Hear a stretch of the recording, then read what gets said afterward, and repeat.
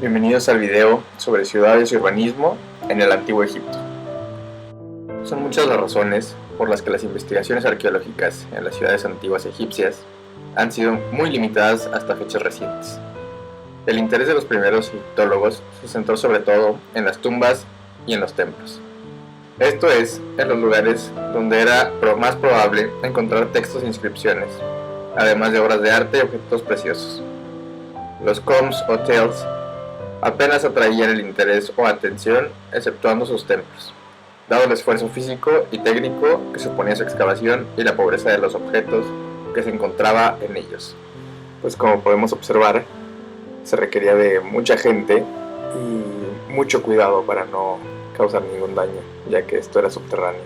Además, dado que la arquitectura de la ciudad egipcia se realizaba esencialmente de adobe y barro, la mayoría de estos yacimientos estaban seriamente dañados, tanto en su estratigrafía como en su extensión.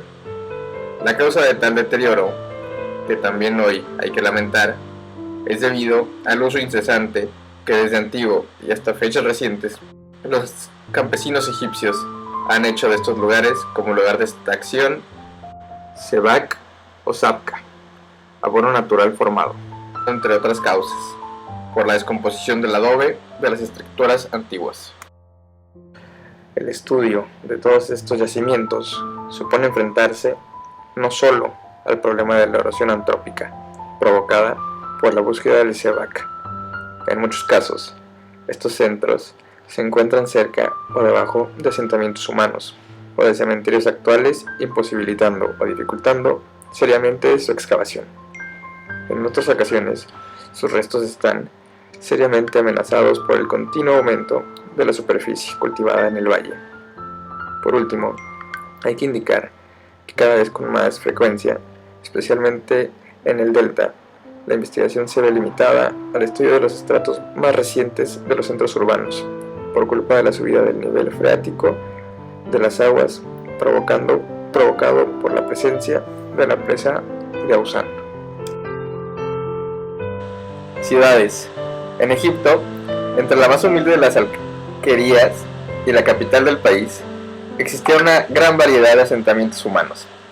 Para clasificarlos, y teniendo en cuenta la definición anteriormente dada de ciudad, quizás el criterio más elemental sea el de considerar su origen o, mejor dicho, su desarrollo.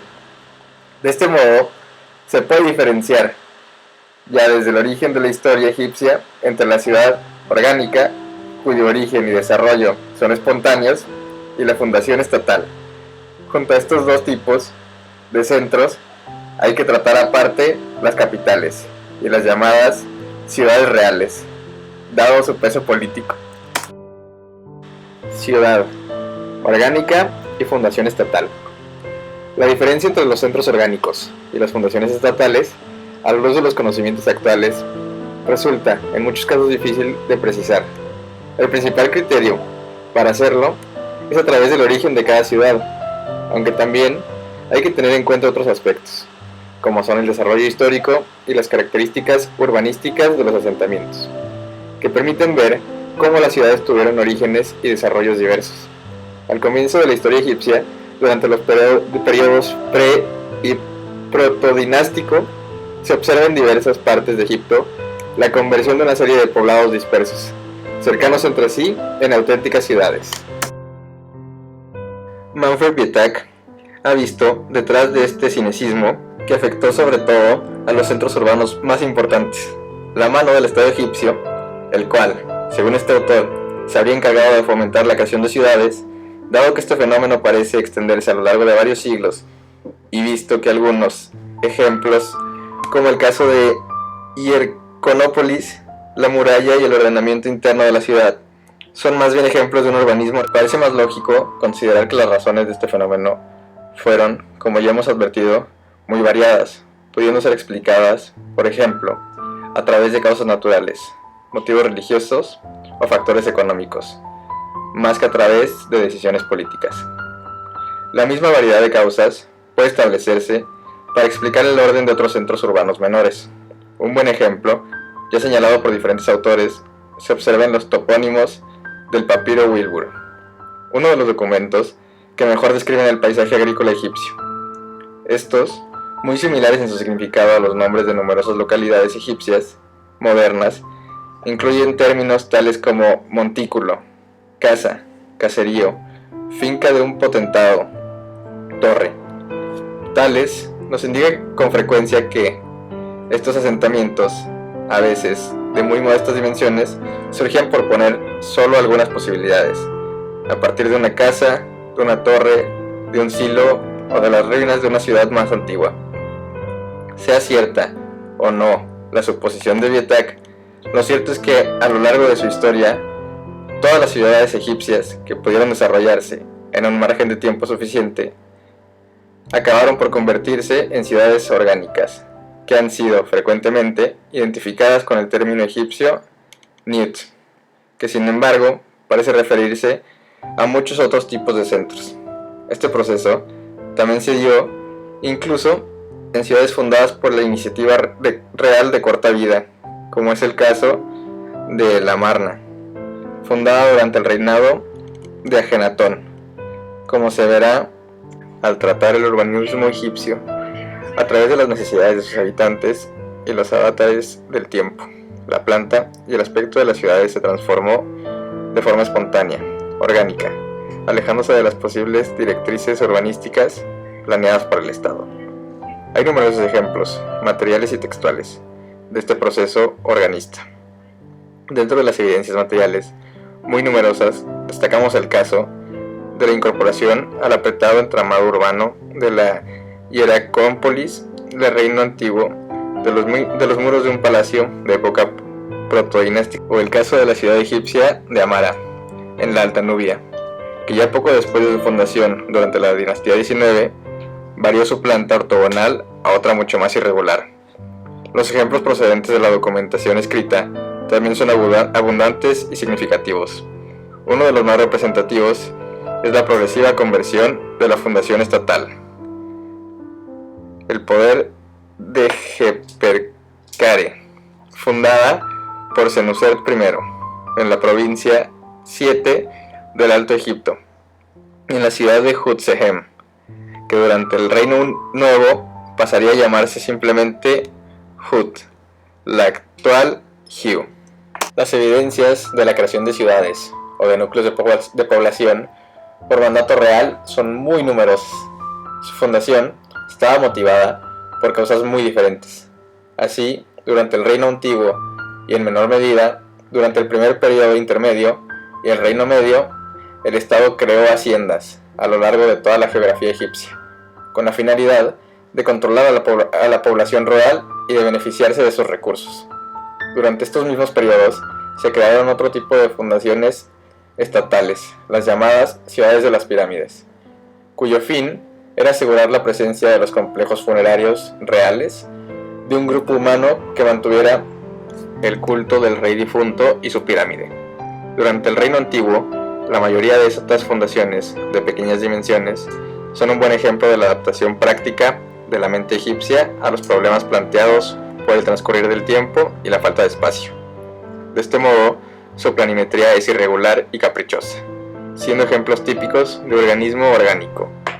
Aunque hay algunos procedentes durante este periodo, como es el caso del asentamiento ligado a la tumba de la reina Kentakawes en Giza, es en el Reino Medio cuando estas fundaciones estatales expresan a través de su planta ortogonal y ordenada su nacimiento a partir de la orden y del control de la administración central. Sus mejores ejemplos son la mal llamada ciudad de Kahun, fundada por Sensuert I, cerca de su pirámide, y el asentamiento levantado por Sensuert III, en tomo a su cenotafio, aunque no hay que desechar de que se trata de su propia tumba, en la ciudad de Abidos, que los egipcios llamaron duraderas son las plazas de Kakure, justificado en Abidos. Otro buen ejemplo de estas fundaciones estatales es la creación de centros urbanos egipcios fuera de las fronteras tradicionales egipcias. Durante el Reino Antiguo, el mejor ejemplo es Balat, una ciudad fortaleza probablemente fundada durante la dinastía 6, en el oasis Dakhla. Durante los reinos Medio y Nuevo, Los mejores ejemplos son las ciudades creadas respectivamente en la Baja y Alta Nubia. En las ciudades del Reino Medio, levantadas entre la primera y segunda cataratas, prevalece el interés defensivo y militar sobre el residencial. Estos centros son auténticos castillos, que en algunos casos, como Buen, son de grandes dimensiones, mientras que en otros, como Semna o Kuma, solo albergarían a un grupo de soldados. Mucho más grandes que estas, las ciudades nubias del Reino Unido, como es el caso, por ejemplo, de Cecibi, Sai o Amara. También están fortificadas, aunque de una forma más sencilla, prevaleciendo en ellas la función residencial más que la defensiva y militar. La capital y las ciudades reales. En el Egipto antiguo no existió ningún término para designar la idea de capital. Pese a ello, resulta evidente que en el país, según el momento histórico, siempre existió una ciudad que por su posición estratégica, por el vínculo con la dinastía del gobernante, o por este hecho combinado con su influencia religiosa, se convirtió en el centro político y administrativo del país. No obstante, la idea que podían tener los egipcios de una capital debió de ser muy diferente a la que tenemos nosotros. En todos los periodos en los que el poder central estaba firmemente establecido, el monarca probablemente poseyó numerosos palacios a lo largo de todo Egipto e incluso, como veremos más abajo, fuera de él. De este modo, la corte era un órgano de poder ambulante que, por los motivos antes explicados, tenía como centro de operaciones principal una localidad en la que se reemplazaba de forma permanente las oficinas y de los departamentos más importantes de la administración central.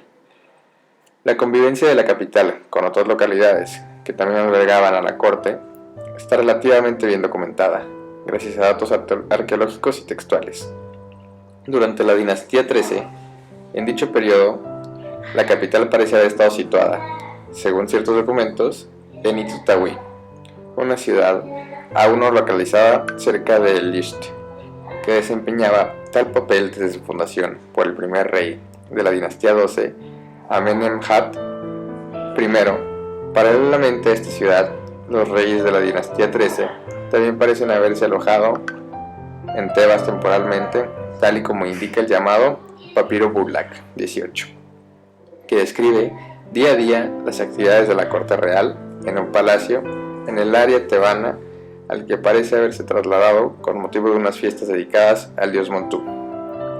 Las excavaciones arqueológicas austriacas en Tel el Daba, en el delta, han sacado a la luz un palacio real datado en esta dinastía. El periodo en el que fue utilizado, estimado entre los 4 o 5 o los 30 o 40 años, no es preciso, y se sabe que nunca llegó a concluirse. Pese a ello, esta construcción de grandes dimensiones confirma, junto a los datos textuales antes citados, que la corte recorría todo el país movida por ceremonias religiosas o bien por interés de índole política.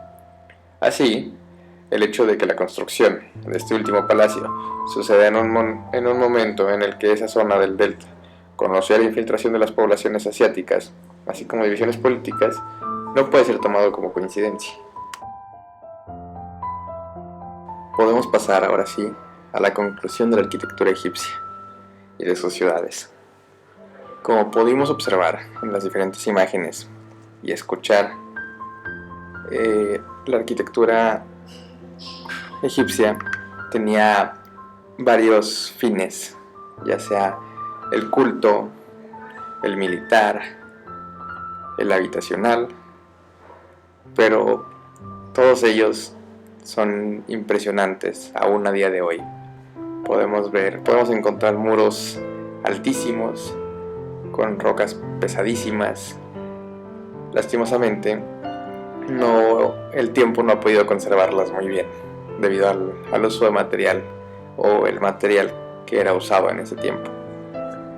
Pero eran unas estructuras imponentes, unas obras muy bellas para proteger sus estructuras, obras que también imponían las pirámides ni se diga, un transporte al otro mundo para sus faraones, que eran como sus dioses. Entonces, repito, lastimosamente el tiempo no les hizo el favor, o no nos hizo el favor a nosotros para poder apreciar lo que sería las ciudades y fortalezas egipcias en su máximo esplendor, pero gracias a lo que podemos observar de ellas en esto, podemos saber lo maravillosos que eran los egipcios, tanto para la construcción como para el diseño de esto.